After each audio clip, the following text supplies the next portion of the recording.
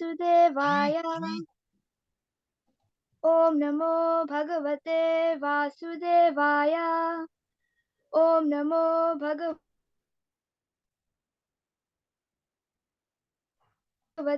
वासुदेवाय सुत उवाच इति गीता प्रजाद्रोहात् सर्वधर्मविवित्सया ततो विनशनं प्रगात्यात्र देवाव्रतोपतात् So that goes many subjects on the battlefield of Kurukshetra. Maharaj Yudhishthir went to the scene of the massacre. There Bhishmadev was lying on a bed of arrows, about to pass away.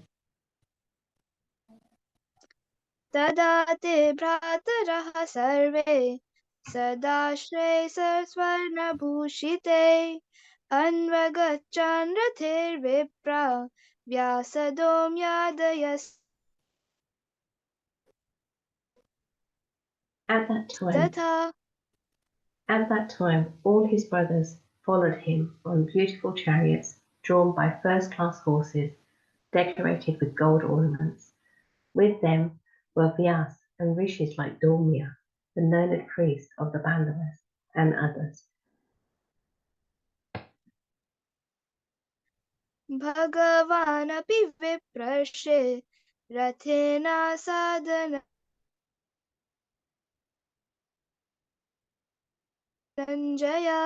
सतेर्व्यार्वगूयके O sage, amongst the Brahmanas, Lord Sri Krishna, the personality of Godhead, also followed, seated on a chariot with Arjun.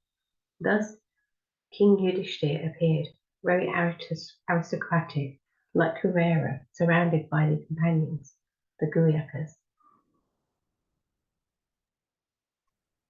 दृष्ट्वा निपतितं भूमौ देवश्च्युतमेवामरं प्रणेमुः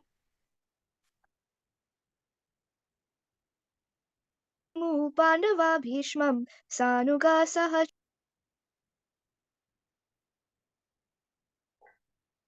Seeing him, Bhishma, lying on the ground, like a demigod fallen from the sky, the Pandava king Yudhishthir, along with his younger brothers and Lord Sri Krishna, bowed down before him.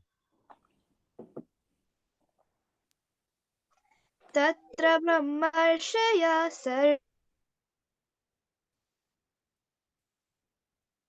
सर्वे देवर्षयश्च सदा तत्रासन् द्रष्टुं भरतपुङ्गवाम् Just to see the chief of the descendants of King Bharat, Bhishma, all the great souls in the universe, namely the rishis amongst the demigods, brahmanas and kings, all situated in the quality of goodness, were assembled there.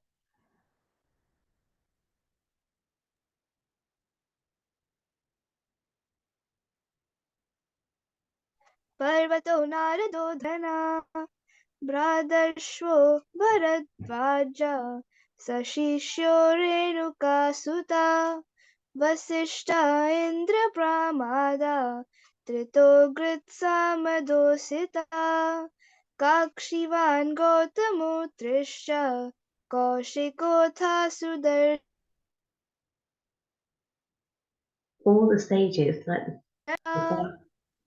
All the sages like Bharata Muni, Narad, Domya, Vyas, the incarnation of God, Brihadashva, Bharadwaja, and Parusham, and disciples Vishishta, Indrapramada, Drita, Grishamada, Ashishta, Gakshivan, Gotama, Aitri, Roshika, and Shudarshan were present.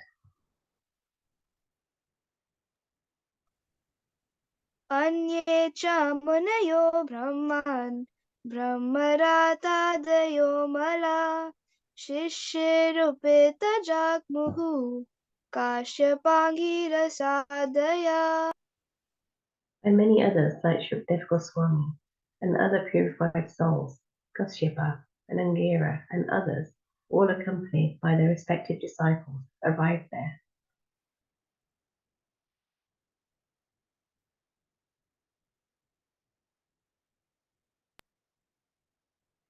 तान् समेतान् महाभागान् उपलभ्य वसुतमा पूजयामास धर्मज्ञो देशकालविभागवे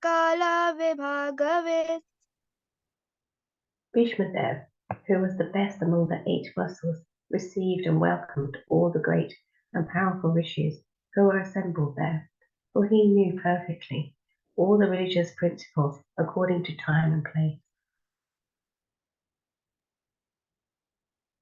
कृष्णं च तत्प्रभावाज्ञा असीनां जगदीश्वरं हृदि स्तं पूजयामास माययोपातविग्रहम्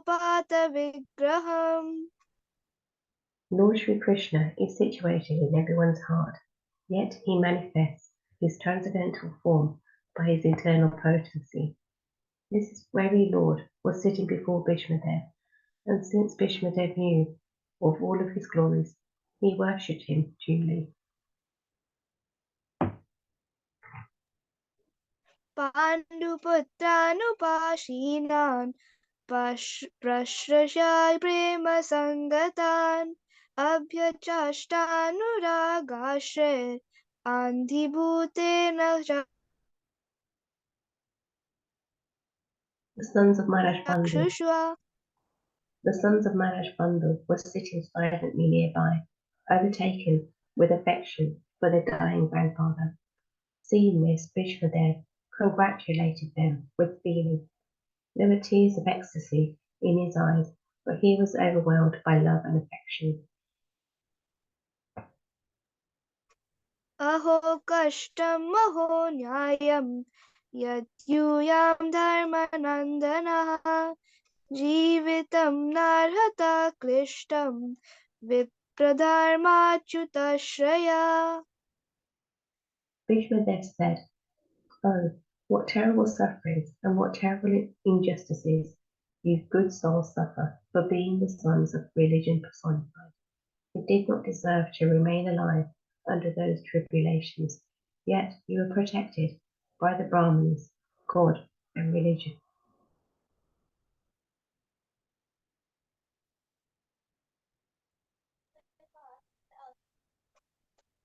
सांस्थिते तीर्थे पाण्डौ पृथबाला प्रजावधू युष्मत्कृते बहून् क्लेशान् प्राप्ता तोकावती मुहुः As far as my daughter-in-law Gunti is concerned, upon the great General Bandhu's death, she became a widow with many children, and therefore she suffered greatly. And when you were grown up, she suffered a great deal also because of your actions.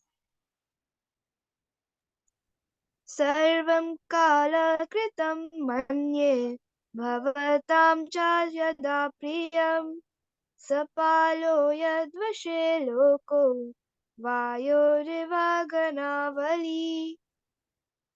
In my opinion, this is all due to inevitable time, under whose control everyone in every planet is carried, just as the clouds are carried by the wind.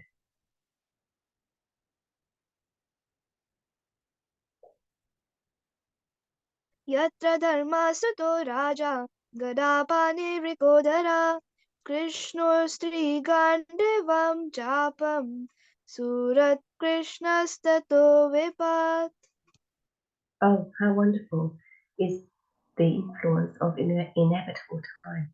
It is irreversible. Otherwise, how can there be reverses in the presence of King Yudhishthira, the son of the demigod, controlling religion, being the great fighter with a club, and the great bowman Arjun with his mighty weapon Gandiva, and above all the Lord, the direct well-wisher of the Pandavas?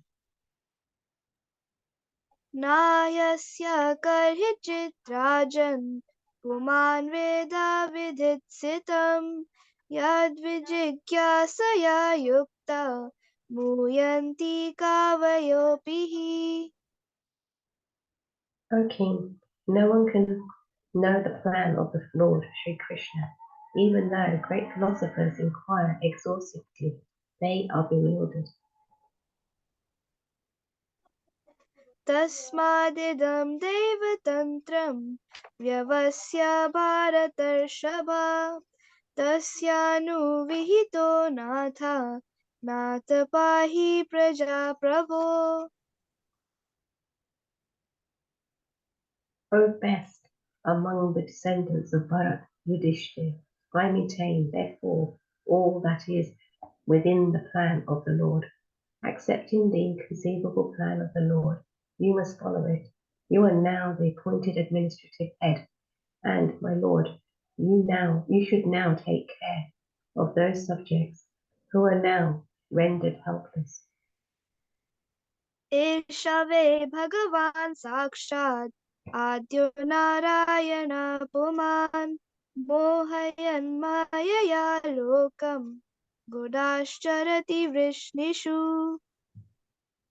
This Sri Krishna is no other than the inconceivable, original personality of Godhead.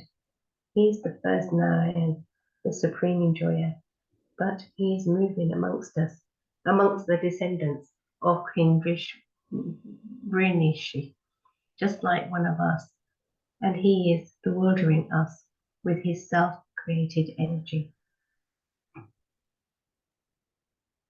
अस्यानुभावं भगवान् वेदगुह्यात् मां शिवा देवर्षिर्नारदा साक्षात् भगवान् कपिलो नृपा. O King, Lord Shiva, Narad, the sage among the demigods, and Kapil, the incarnation of Godhead, all know very confidently about the glories through direct contact. यं मन्यसे मातुलेयं प्रियं मित्रं सुरतमम् अकरो Sadath सारथिम्. O King, that personality whom, out of ignorance only, you thought to be your maternal cousin, your very dear friend, well-wisher, counsellor, messenger, benefactor, etc., is that personality of Godhead, Sri Krishna.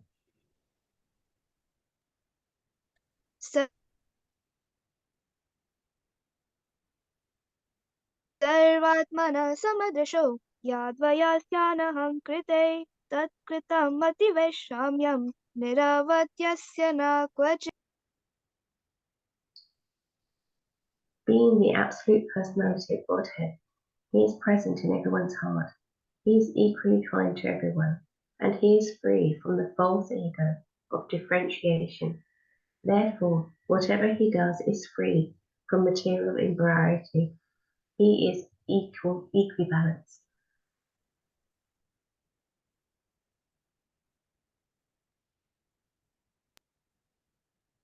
तथाप्येकान्तभक्तेषु पश्य भूपानुकम्पितं यन्मे सुचाचता साक्षात् कृष्णो दर्शनमागता.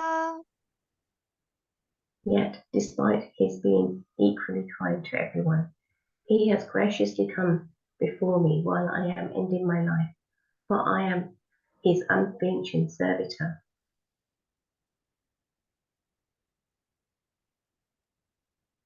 भक्त्यवेश्य मनो यस्मिन् वाचयन्नाम कीर्तयन् त्यजन् काले वरं योगी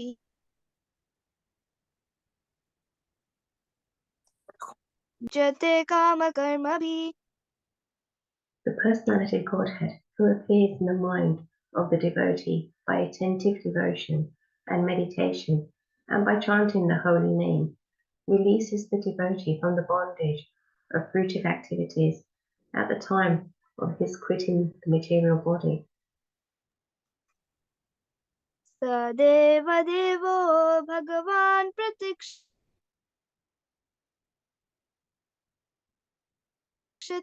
काले वरं यावत् सारुणालोकलोऽसुरसन् मुखाम्बुजो ध्यानपाताश्चतुर्भुजाः. May my Lord, who is four-handed and whose beautifully decorated lotus face with eyes as red as the rising sun, is smiling kindly await me at the moment when I quit this material body. Hare Krishna. Hare Hare Krishna. Thank you for the lovely recitations. Hare Krishna, Prabhuji. Mataji, Hare Krishna. Hare Krishna.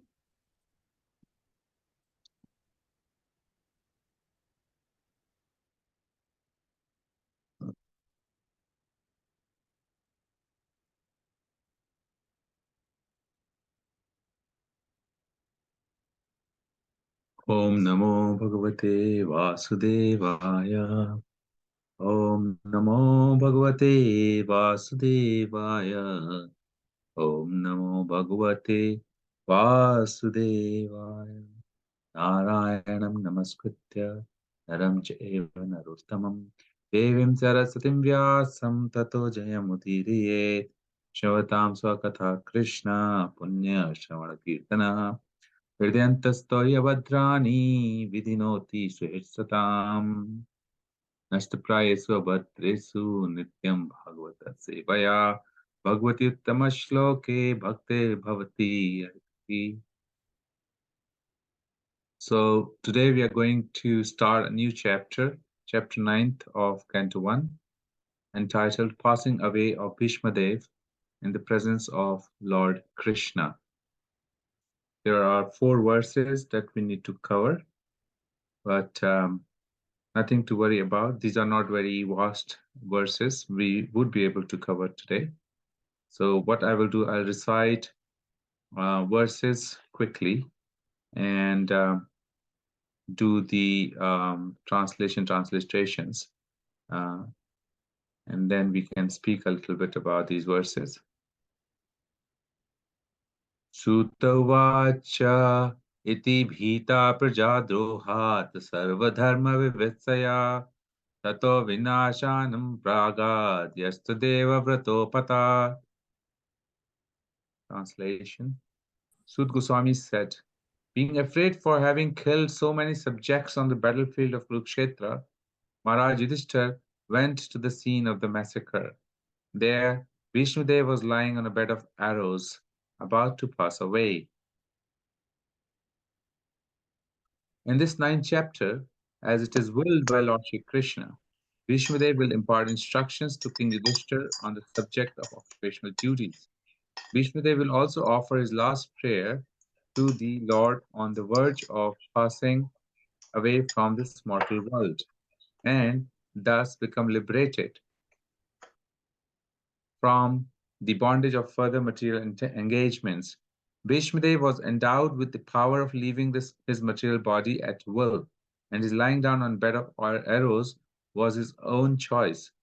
This passing away of the great warrior attracted attention of all the contemporary elites, and all of them assembled there to show their feelings of love, respect, and affection for the great soul. तदा ते भ्रातरः सर्वे सदाशिवः स्वर्णभूषितः भूषितेः अवगच्छन् रथैर्विप्रा व्यास धौम्यादिस्तथा. At the time, all his brothers followed him on beautiful chariots drawn by first-class horses, decorated with gold ornaments. With them were Vyasa and rishis like Dhaumya, the learned priest of the Pandavas, and others. Bhagwan api viprase rathena sadhananjayah sat ere vyarochatandrapah kuver iv guhyakehe. O sage among the Brahmanas, Lord Shri Krishna, the personality of God, had also followed, seated on a chariot with Arjun. Thus King Yudhishthira appeared very aristocratic, like Kuber surrounded by his companions, the Guhyakas. Lord Shri Krishna wanted the Pandavas to be present before Bhishmadev in the most aristocratic order, so that he might be pleased to see them happy at the time of his death. Kuvera is the richest of all demigods, and herein King Yudhishthira appeared like him. Kuver, for the procession along with Sri Krishna, was quite appropriate to the royalty of King Yudhishthira. Dishtva nipatitam bhumau divyaschachutam ivamaram pranemuhu pandava bhishmam sanugahasa chakrina.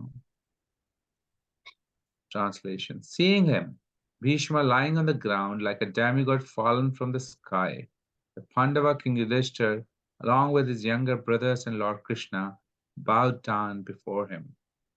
Purport. Lord Krishna was also a younger cousin of Maharaj Yudhishthira, as well as the intimate friend of Arjun. But although all the family members of the Pandavas knew Lord Krishna as the Supreme Personality of Godhead, the Lord, although conscious of his supreme position, always behaved in a humanly custom. And he also bowed down before the dying Bhishma Dev as if he were one of the younger brothers of the King Yudhishthira. So these are the 4 verses that we will be covering today.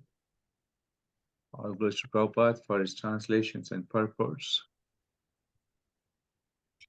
Om Agyanam Timirindas Gyananjana Shalakaya Yakshurun Militam Yena Tasmai Shri Gurave Namaha Shri Chaitanya Manobhishtam Stapitam Yena Bhutale Swayam Rupa Kadamayam Dadati Sapadantikam Deyam Shri Guru Shri Utapad Kamalam Shri Gurum Vaishnavam Shri Rupam Sagrajatam Sahagana Raghunathan Tam Sajivam Sadvaitam Savadutam Parijana Sahitam Shri Krishna Chaitanya Devam Shri Radha Krishna Badam Sahagana Lalita Shri Vishakhanvitam Cha He Krishna Garuna Sindhu Deen Bandhu Jagatpate Gopesha Gopika Kanta Radha Kanta Namostute Tapta Kanchana Gaurangi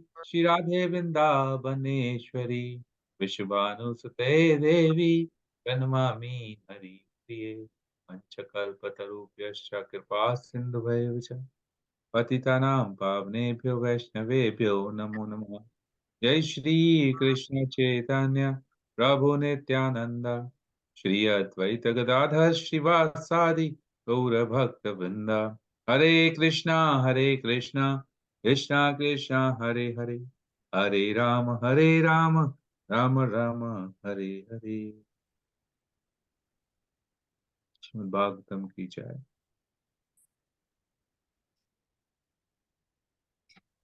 So I'll just repeat first verse once again.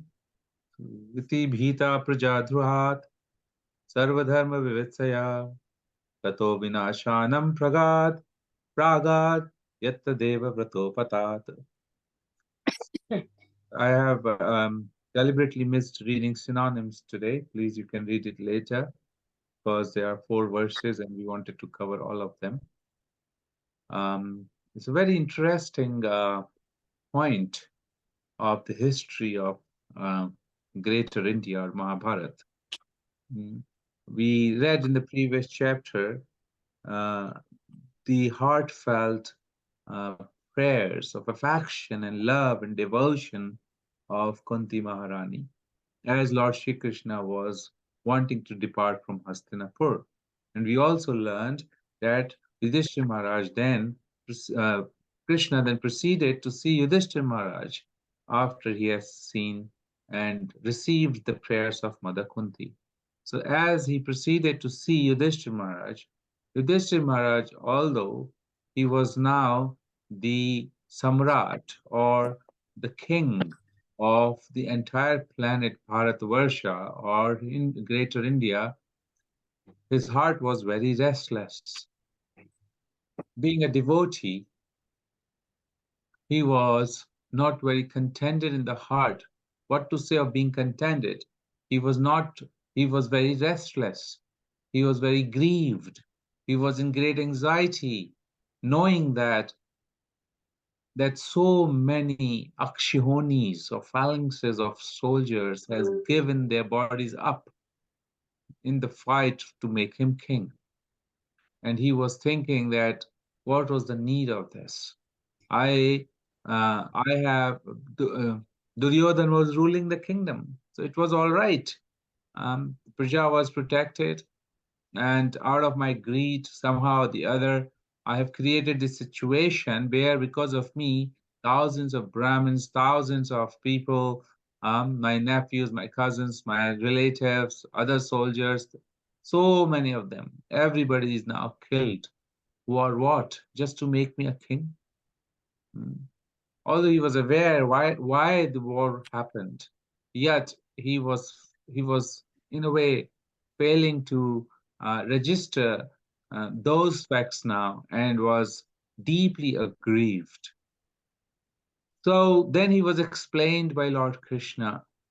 He was explained by Vyasadeva, who is the compiler of the entire Vedic knowledge, who is the foremost authority on the Vedic knowledge. But Sri Krishna, being the super soul in the heart of Yudhishthira, somehow or the other, in a magical way, let Yudhishthira not be pacified by the words of Krishna or by the words of Vyasadeva. And the reason for this was that there was a greater plan. There was another plan that Krishna had in his mind. So whatever plan Krishna has, that's the plan that is a reality. All other plans may work, may not work, but Krishna's plan must work. So Krishna has a plan, and in this plan, Krishna wanted two things to happen. First thing, that all the Pandavas, along with Yudhishthira, must come and see the the fallen hero or the warrior and a great devotee of the Lord, Bhishma Dev, on the battlefield of Kurukshetra. They must come, see, and hear from him, because he wanted to amplify the glories of of Bhishma Dev. Even Yudhishthira Maharaj was not pacified by Lord Krishna, Vyasadeva. Thus, Krishna wanted to establish that, look, how great a devotee, how great a realized devotee or realized personality, and how great the knower of Vedic philosophy is Bhishma Dev. Because after being understood, after having heard from Bhishma Dev, then Yudhishthira Maharaj will be pacified. That was reason one. And reason two, that Krishna wanted to give his own darshan to Bhishma Dev, and it would have not set the scene in the right manner for a departure of the grandsire, uh, unparalleled prowess, a grandsire of unparalleled prowess and devotion, to leave just alone. If Krishna would have come, and it is appropriate, the current king with his all opulence must come there, and then in his presence, Krishna wanted to give him his personal darshan, so that Bhishma can leave his body in a peaceful way. So these were the two major reasons why Krishna had this plan. The reason one, that Yudhishthira Maharaj must come hear from Bhishma Dev, and second, that Bhishma Dev must leave body in presence of Krishna. Now, as we hear in these verses, that Maharaj Yudhishthira, finally, he came to the scene of the massacre, where Bhishma Dev was lying on the bed of arrows. Now we understand that Bhishma Dev had the boon to leave his body as when he wants. And at the time when his body was laid off, or when he fell off in the battle of Kurukshetra, the sun was still in northern hemisphere. And according to Bhagavad Gita, we understand that the yogis, when they leave the body in the southern hemisphere, when the sun is in the southern hemisphere or Uttarayan, that's the time they will ascend to the heavenly planets. And when Bhishmadev fell, when his body, when the sun was in the northern hemisphere, the Kurus, they were crying and grieving. How come Bhishmadev is fallen now? He is such an ascetic person. He must be ascending to the heavenly planets. But because the sun is right now in northern hemisphere, it is not possible. So how has this happened? So to quiet them, Bhishmadev told them, don't worry, I will not leave until such time that the sun comes into the southern hemisphere, because I have the power, I have the boon to not leave body till I want.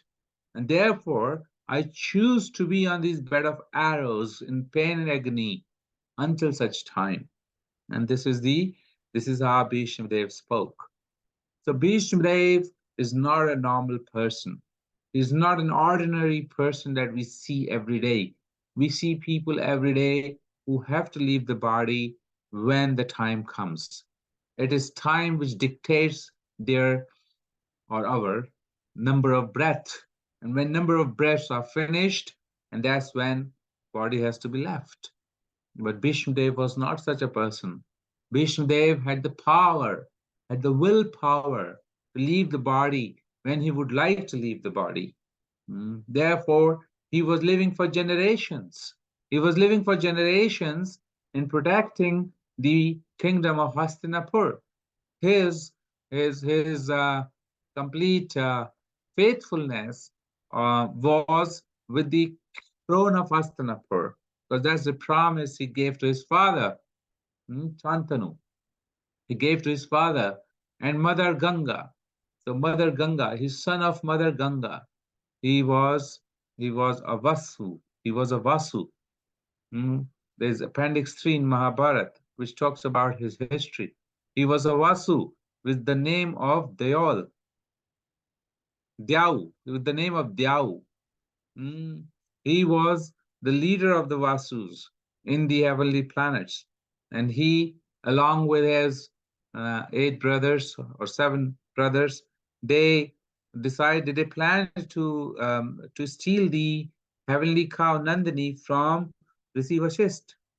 And when they were trying, Vashist discovered the theft. He discovered that these Vasus have stolen the cow, and he cursed them. He cursed them. When the Vasus understood that they have been cursed, so the curse was that all of you Vasus will be born on Earth, planet Earth, 8 of you. 7 of you will come back quickly, but the one, Dyau, the chief culprit, he will have to remain on Earth for a full lifetime. And he will be virtuous, he will be powerful, learned in Vedas, but he will not beget any children. He will abstain from the pleasure of woman. And Mother Ganga, she was also she also kind of cursed to come on the planet along with a king with the name Mahavisha. Mahavisha was a very pious personality. He was a monarch on earth, and because of his pious deeds, he with his same body was ascended to the heavenly planets. One time, due to the wind, Mother Ganga's dress, she was undressed by the wind, and everybody looked away except from Mahavisha. And Lord Brahma, when he saw this, he said to Mahavisha that you are not fit to be living on the heavenly planets. You must go and take birth on the planet Earth, at least for one lifetime, and then you will come back. And this way, the Vasus, when they met Ganga, they said, my dear mother, we would not like to take birth from the human body. Will you be able to descend? And Mother Ganga realized, okay, Mahavisha is also going to descend as Santanu, so I can become his wife, and then you can all come from my womb. And that's a brief history of the descent of uh, the Dyau, who became Bhishma Dev. He is not an ordinary person. Bhishma Dev, being the son of Mother Ganga, and Mother Ganga, she is she is there's a whole chapter on Mother Ganga in Canto 5. She is touched. She's emanating from the lotus feet of the Lord, as you can see the highlighted part on the screen. She's emanated from the lotus feet of the Lord, and she inundates the heavenly planets, the moon, and flows through Brahmapuri to Mount Meru. And this way, she's coming to planet Earth. There's a detailed description here in this chapter. When we come to this chapter, we'll read more about this. But I was intrigued, and I was trying to find out a bit more about Mother Ganga. And it is being said that there are 4 branches of Mother Ganga. And these 4 branches, Sita, Alaknanda, Chakshu, Bhadra, they all flow. And Alaknanda is the one which comes from the southern part of Brahmapuri, and it comes into Bharatvarsha, inundates Bharatvarsha. So, and then goes into the ocean of salt water. And there's a whole journey of Mother Ganga coming from various planets. We'll read more about that later.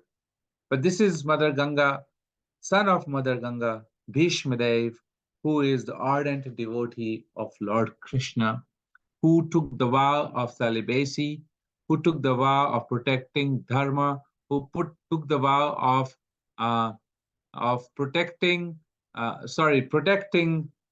throne of Bhishma, of Hastinapur. And in the process, he kind of got entangled in the party of Duryodhan, who was adharmic. And hence, he ended up fighting with the army where Lord Krishna was, which was supported by Lord Krishna, Dharma himself. So now the point of this is the reason why Krishna wanted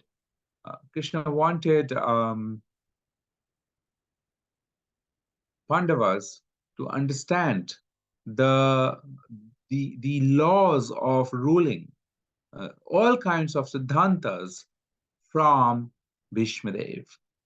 Bhishma Dev, if you go into Mahabharata, you will see that Bhishma Dev came to fight with Pandavas, or the army of Pandavas, on the 10th day. And when I read this chapter of Mahabharata, which is retold by Krishna Dharma Prabhu, the fall of Bhishma, you can really appreciate how many people were fighting.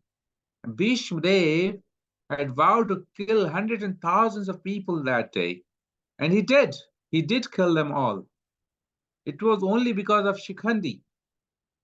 When Pandavas came to find out Bhishma Dev the night before, they went to Bhishma Dev and said, "My dear grandsire, there is no power on earth which can slay you. We don't know how can even what to talk about defeating you. How can we even face you? What can be done?"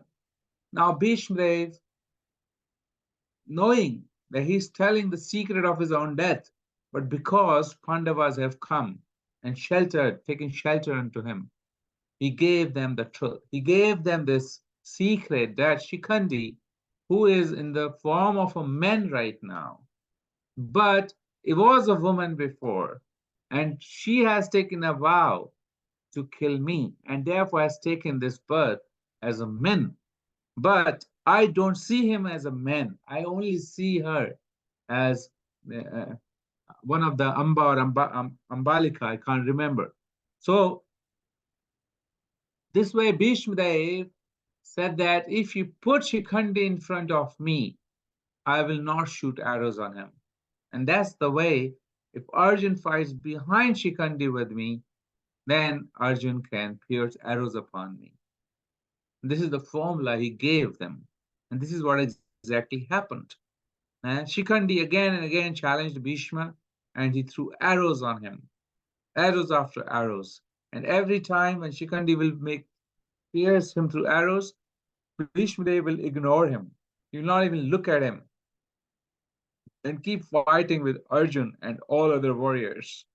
And this way, if we see there is a whole detail of how this battle really enraged that day. One of the fierce most battle happened on the 10th day. And finally, I'll just read a small part of this whole text, which is how Bhishma Dev was laid down. Sensing that it was now time to defeat Bhishma, Arjun again placed Shikhandi in front of him and rushed forward. With a perfectly aimed arrow, he cut apart Bhishma's bow. As the Maharathas of both armies engaged, Arjun and Shikhandi came before Bhishma, both of them firing arrows that pierced him deeply. Arjun killed his horses and charioteer and brought his chariot to a halt. With the crescent-headed arrow, he brought down his standard. Bhishma took up another bow, worked with golden ivory. But Arjun immediately shattered it. Without a second's delay, Bhishma hurled a lance at Arjun, but Arjun fired 5 broad-head arrows that broke the lance into 6 pieces. They fell to earth like forks of lightning. Arjun ported all of Bhishma's weapons. Bhishma looked at Krishna, who was expertly guiding Arjun's swift-footed horses. Bhishma knew it was the end, as fate had ordained. He would not win a battle when Krishna was on the opposite side. Even though Krishna was not fighting, his mere presence was sufficient to ensure the Pandavas' invincibility. Bhishma lowered his weapons. All his skill and power would prove to no avail now. Bhishma began to think of death. In the heavens, the assembled rishis, along with the 8 Vasus, addressed Bhishma. We also desire that you stop fighting. Withdraw your heart from the battle. It is time. Bhishma alone heard the heavenly voices. Suddenly, a cool, fragrant breeze began to blow. Celestial drums resounded, and flowers fell from the sky. As Bhishma stood in thought, Shikhandi raised his bow and shot 9 shafts that struck him full on chest. At the same time, Arjun fired 25 short, thick arrows that struck Bhishma with tremendous power. Arjun quickly followed them with 100 steel shafts. Stunned, Bhishma resolved to make one final assault on Arjun. He would go down fighting. There could be no other way. Firing a volley of shaft, Bhishma thwarted the attack of both Arjun and Shikhandi. Arjun quickly cut Bhishma's bow, both hot tears picking his eyes. He fired thousands of straight shafts and pierced Bhishma's mighty frame like a snake entered the holes in mountain. Then there's a description how Bhishma felt the arrows of Shikhandi was like Brahman's rod, and arrows of Arjun was like Indra's Vajra. He could feel which was Arjuna's arrows, and he then acknowledges that it is only Arjun who has brought him down. Then it is mentioned there was no space thicker than 2 finger width on his body that was not pierced. Before the Kaurva shocked eyes, he fell headlong from his chariot. Now we know that afterwards, when he fell off, Bhishma then asked Arjun to give him a support on the head, and then Arjun throws many arrows under the head to make a nice headrest for Bhishma Dev. This is the way Bhishma Dev had fallen, and he was waiting for many days till such time that the kingdom was taken taken by Pandavas, Yudhishthira being enthroned, and then also Krishna wanted to demonstrate to Bhishma, look, your favorite Pandavas have now become the king, and therefore the procession came in great opulence. It came in great opulence. He didn't just come alone. King Yudhishthira was looking like a Kuwait surrounded by his companions. This is how aristocratic the procession was, and there were other sages like Vyasadeva, etc. They were all in that procession who came to see Bhishma Dev, who was lying on the ground like a demigod fallen from the sky. So this was a brief description of the battlefield where Bhishma Dev, very very empowered devotee of the Lord, has fallen, and he will be now instructing the Pandavas. As far as I remember from my memory, for somewhere around 50 days, 50 plus days, and then thereafter he would then leave his body. So as the Bhagavatam progresses, we will hear more from Bhishma Dev now, and his mood and his prayers to Lord Krishna, etc. And we'll continue with our learning from there. So thank you very much for hearing. If there are any questions or comments, we can take that now. Hare Krishna.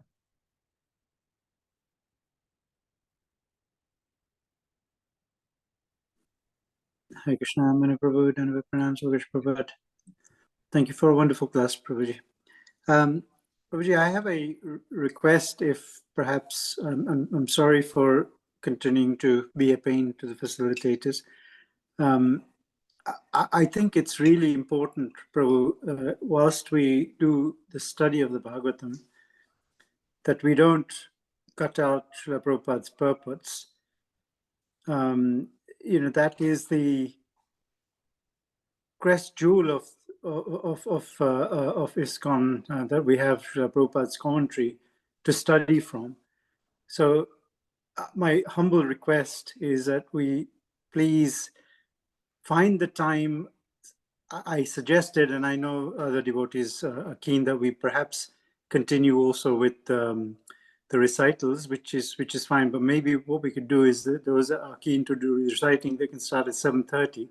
So we start the class at 7:45 proper, and we not only do we group the verses as we are, so that's good that we're going to progress a little faster, but we do the translation as well as the purports, and then do the discussions, because I think it is perhaps not appropriate for us to do commentary on verses by skipping Srila Prabhupada's purports for us to study. We should really study his purports scrutinizingly and then discuss what we learn from that, as opposed to skipping that altogether.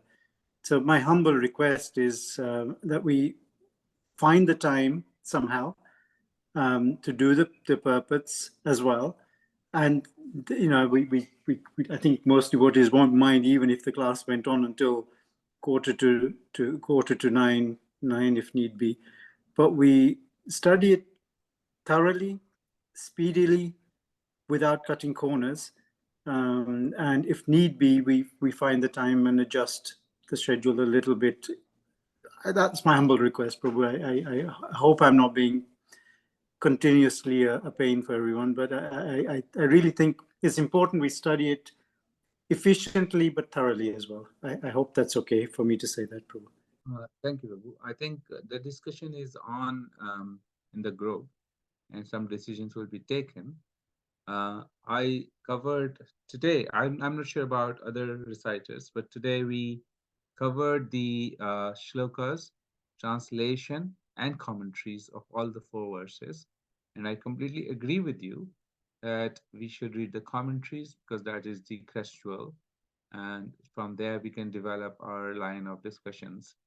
So has other speakers skipped the commentaries altogether? I'm not sure, Prabhu. I think that was a proposal that we, I think everyone go away and read their own.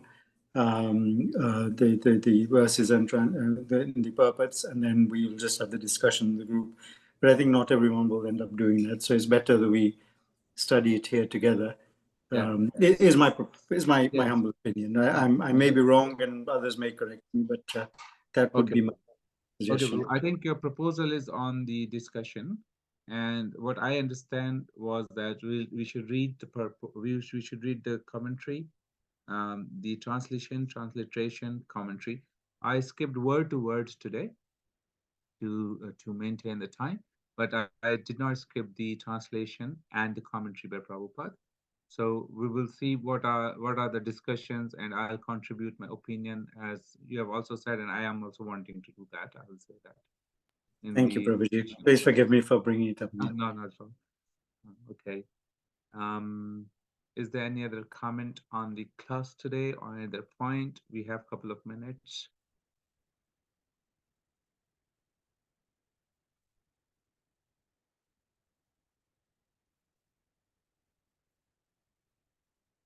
Okay. So it's a kind of history today. We are trying to cover history, some philosophy, some characters, and I think this is becoming really interesting now. We will hear a lot more from Bhishma Dev, and very, very interesting, realized, powerful statements that are coming in the future, which are very relevant to our lives. So stay attentive, stay tuned. We will definitely be enjoying the verses as they come along in the later part of the chapter. Thank you very much. कृपा सिन्धुभ्य एव च पतितानां पावनेभ्यो वैष्णवेभ्यो नमो नमः. Thank you, Prabhuji. Nice Thank you, class. Thank you, excellent class. Nice class. Thank you. Hare Krishna. Hare Krishna.